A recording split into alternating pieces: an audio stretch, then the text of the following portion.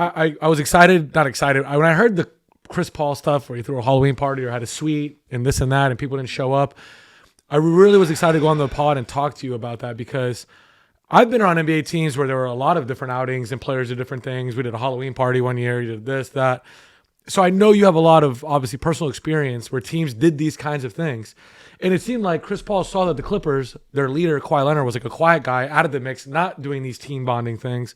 So he tried to bring everyone together, and it just wasn't really working out. Every team you've been on does those things, right?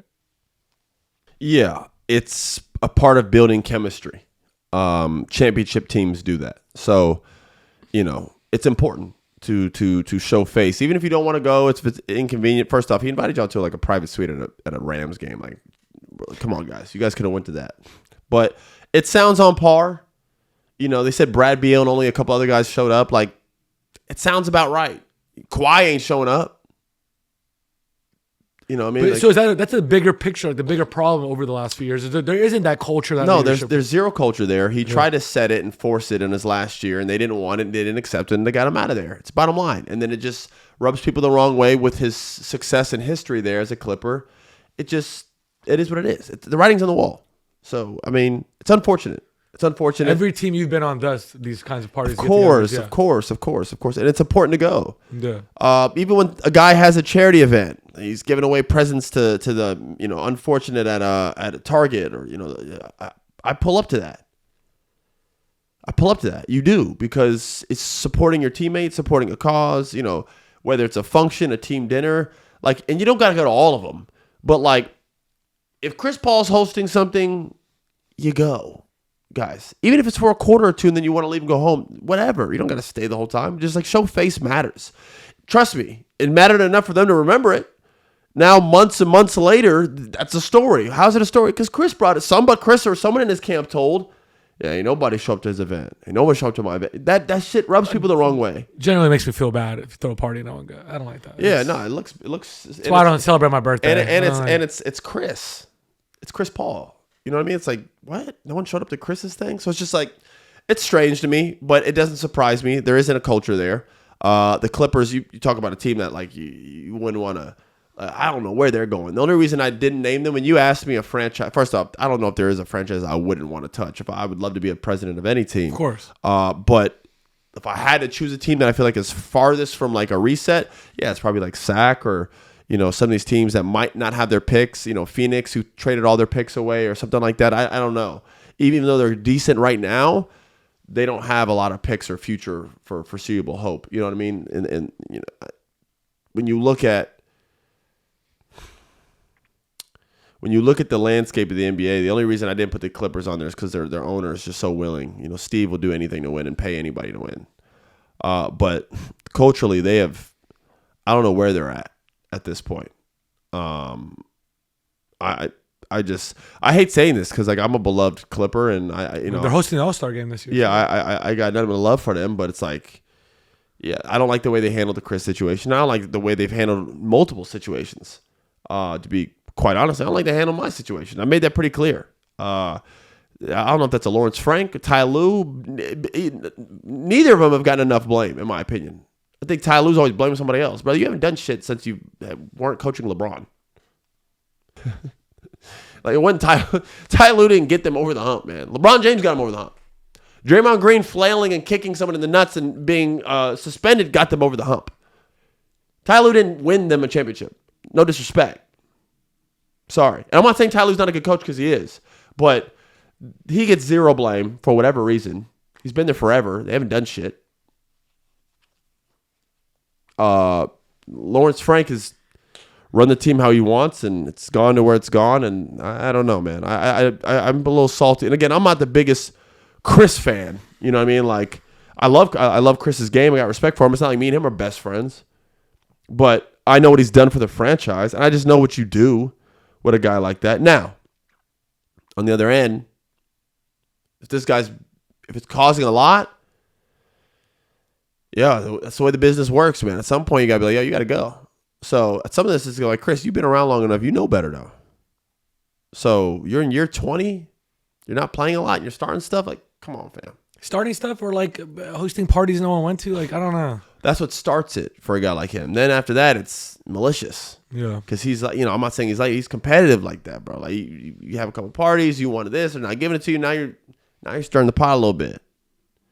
Then they got tired of it, and they're like, yo, get out of here. That's what I heard happen. That's what Ramon is reporting. That's what everyone's reporting. So it's not even enough for he say, she say. It's a matter of 7 people saying the same thing. It's unfortunate all around. And I think there was wrong on all. I think Chris probably was doing stuff he shouldn't have been doing. I know Chris. All right. I'll say that. Leave it at that. And obviously, we know where the Clippers up. So I think everybody made mistakes. I have a Chris Paul potential destination for you if you want to hear it out. I would love to. I think Minnesota needs exactly like Minnesota's just kind of out there as like a team in the West that no one talks about. I think they need that. I think their guards like Mike Conley, a little bit older, Dillingham and Bones Highland are running around now. So you don't think Chris? I think Chris Paul would be really. I think he'd be good there. No, I'm not saying he'd play a lot there, but like I don't know. I just feel like they're super talented. Conference Finals 2 years in a row. I think a guard like him would be good just for like half season loan. Yeah. I mean, especially right now, we're already damn near halfway through. At this point, throw him in there. Because, But you've been in that locker room in Minnesota. Would they be able to take on a guy like Chris, like his leadership? I wouldn't bring him in for Minnesota, no. So I'm trying to be respectful. Okay. Yeah, I'm gonna leave it at that. I wouldn't. Not with Ann and no. Not with. They're better with a silent leader like Mike Conley. Not with Finchy with Chris. It ain't gonna. I don't think he gets. I think he's done. Yeah, I think Chris is done. Because the way he is, and again, who he is has made him great. So I'm not saying like the way he is like it's a negative thing. It's just with where he's at in his career, it's too much weight for someone you're not going to play a lot. It's a lot. I'm no Chris Paul, guys. But even at the end of my career, I was known for being a polarizing locker room guy, someone who would voice his opinions, someone who would try to, if I saw something wrong, again, I'm a guy who grew up around the NBA. So I could go in a locker room like, this ain't right. I've seen what right is, and this ain't it. For a guy who's vet minimum in year 11 or going into year 12, teams are like, we're good. We'd rather have our vet minimum just sit there and shut up, not say anything. It's baggage. Yeah. It's just what it is. I made a thing about this the other day. As soon as your talent starts to dwindle, if you got bad habits as a pro, you will get discarded of in the NBA. For guys right now who are doing the wrong things, acting an asshole, but you're putting up 20 a game or 15 a game and you're hooping, you better change your ways. Because in 5 or 6 years from now, when you're not, they will remove you. They're just going to remove you. You have to change your ways if you want to last. DeAndre Jordan is not the same guy or player as he was when he was with the Clippers. He's a lot more to deal with, personality-wise. And I love DJ. That's my boy. But if DJ acted, and you can ask DJ, he'd admit it. If DJ acted the same way he acted when he was like a polarizing center in the NBA, a very good center, do you think he'd still be on the Nuggets? Do you think Jokic would put up that shit? No. But you know what DJ did? He evolved. He grew. It's what you have to do. Stars struggle the most with it because it's always been their way or the highway. It's like Iverson. He's like, I ain't coming off no bench. You're like in year 10, 12, fam. You got to come off the bench in Memphis. You're not out. You're not the answer anymore.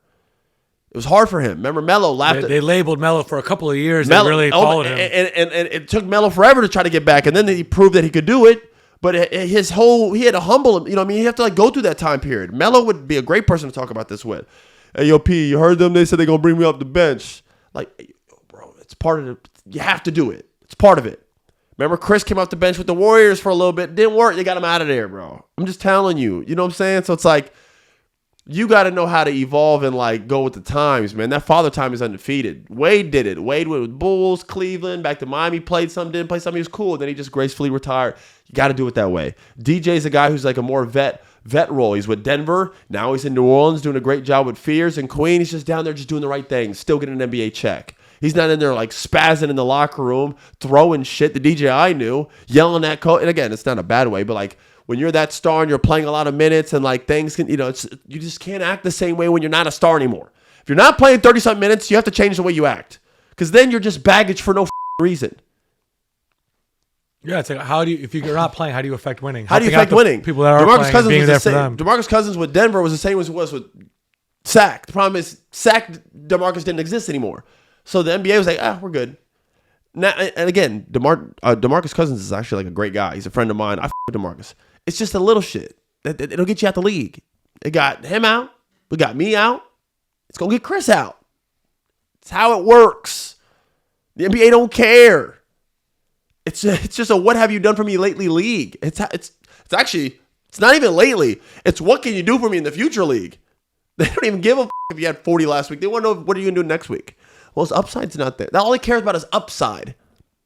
So it's like, Chris, it's like someone bringing him in to be the 12th guy or be a vet, but then he's in there telling now with this is a problem. Why the Clippers handled this so bad too that now no team wants him because people are like, I don't want that shit. We're good over here. So it's scary. It's a high school or it's a middle school, whatever you want to call it. That kid's got chicken pox. We don't want it. Do you know what I'm saying? Like you just get labeled something in the NBA and then it's really hard to like reverse it. So, I don't know. I like to get my experience from knowing people. And I've gotten to know a lot of these guys, so I know they're all good guys. It's just more from a competitive standpoint, whether you're able to fit into a team's chemistry or not, and whether they want to deal with your ways. I don't know if someone picks up Chris. Regardless, who gives a shit? He played 20 years in the NBA. He's arguably a top 5 point guard in the history of the game. Just seal it, stamp it. You made your money. You're involved in all types of shit.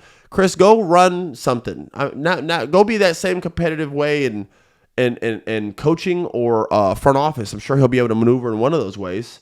He's a politician. He's smart. He knows the game. He's highly competitive. He seems like a right guy that could probably run a team or be a coach. So that's, I think, for me, his next chapter. And I think as soon as he accepts that and just moves with that, be better for him.